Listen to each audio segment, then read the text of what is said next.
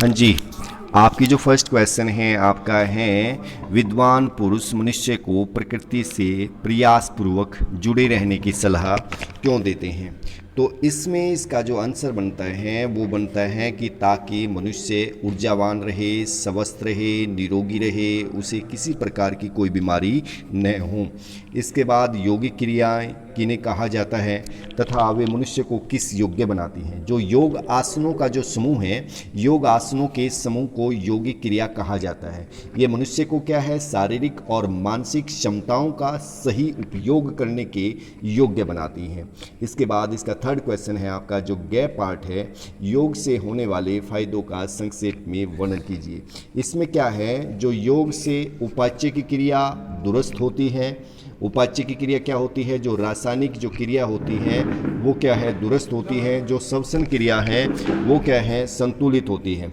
श्वसन क्रिया संतुलित होती है और ये हमारे शरीर में रोगों से लड़ने की क्षमता को बढ़ाती है। और बड़ी से बड़ी बीमारी से किस प्रकार से छुटकारा पाया जा सकता है, इस प्रकार की जो शक्ति का संचार योग की क्रिया ही करती है। इसके बाद जो आपका है गैप आर्ट है, वो अंतर्राष्ट्रीय योग दिवस पहली बार कब और किस प्रकार से आयोजित किया गया? तो इसका जो आंसर बनेगा आपका, जो अंतर्राष्ट्रीय जो योग दिवस है पहली बार 21 जून 2015 को दिल्ली में आयोजित किया गया और दुनिया भर के लाखों लोगों ने एक साथ इसमें बढ़ चढ़ करके भाग लिया।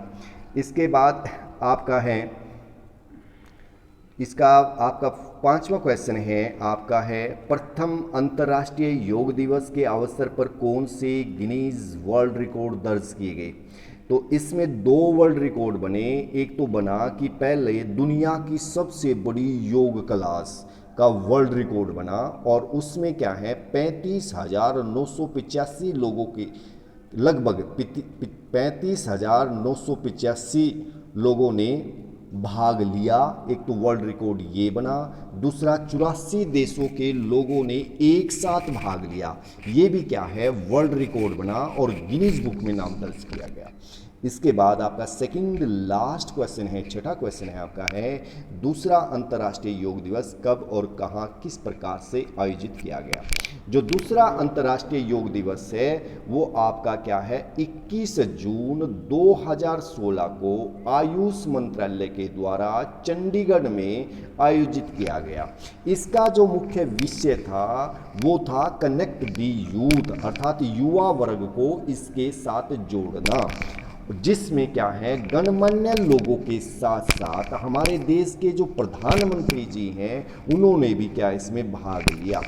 इसके बाद आपका जो है लास्ट क्वेश्चन है, योगिक क्रियाओं का अनुसरण करने से हमें क्या लाभ है, क्या फायदे होते हैं? एक तो हमारा शरीर स्वस्थ रहता है, मन ऊर्जावान रहता है, जो हमारे अंदर जो निराशाएं होती हैं, जो नकारात्मक जो विचार होते हैं वो दूर होते हैं और आशावान होकर मनुष्य क्या है, एक सफल जीवन का आनंद ले लेता है और हमारा क्या है, तन मन स्वस्थ रहता है। और इसके साथ साथ जो आतंकवाद है, जो उग्रवाद है, जैसी विश्व की संसार की भयानक समस्याओं के स्थायी समाधान में भी सहायता करता है। इसके बाद आपका जो सेकंड क्वेश्चन है, सेकंड क्वेश्चन में बताया गया है दिए गए प्रश्नों के उत्तर का सही विकल्प चुनिए। इसका क्या पार्ट है, इसमें है योग प्रकृति तथा मानव के संबंधों की किस आधार पर व्याख्या करता है? इसमें इसका जो आंसर बनेगा वो बनेगा उपयुक्त सभी, क्योंकि ये मानसिक आधार पर भी है, शारीरिक आधार पर भी है, वैज्ञानिक आधार पर भी है। इसके बाद इसका दूसरे का ख पार्ट है, प्रथम अंतर्राष्ट्रीय योग दिवस का मुख्य समारोह कहाँ आयोजित किया? जो पहला जो अंतर्राष्ट्रीय जो योग दिवस था उसका समारोह कहाँ पर आयोजित किया गया? तो इसका आंसर बनेगा दिल्ली में आयोजित किया गया। इसका आंसर बन गया आपका नई दिल्ली। जो दूसरा अंतर्राष्ट्रीय योग दिवस है उसका क्या विषय था? इसका आंसर बनेगा कनेक्ट द यूथ, अर्थात युवा वर्ग को योग के साथ जोड़ना।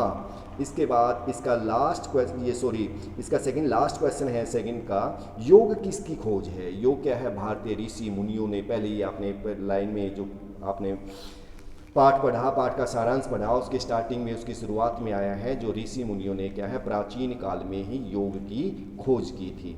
इसके बाद है इसका लास्ट क्वेश्चन है, योग सूत्र जो नामक पुस्तक है इसके रचयिता कौन है? इसके हैं पतंजलि हैं। उसने योग को, इस ये पुस्तक में क्या है, योग को 8 भागों में बांटा है। योग के सूक्ष्म अति सूक्ष्म प्रभाव का, महत्व का वर्णन अच्छी प्रकार से किया है।